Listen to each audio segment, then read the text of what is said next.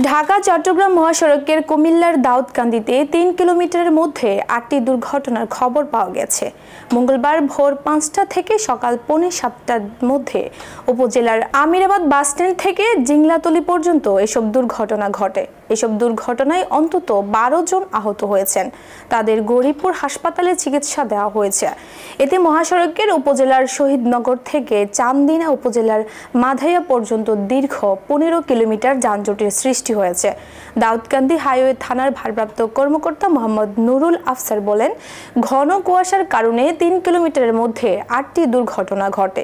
এতে ১০ থেকে ১৫ জনের মতো আহত হয়েছেন।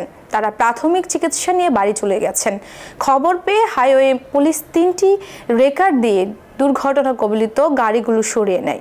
দুপুর ১টার মধ্যে যান চলাচল স্বাভাবিক হয়।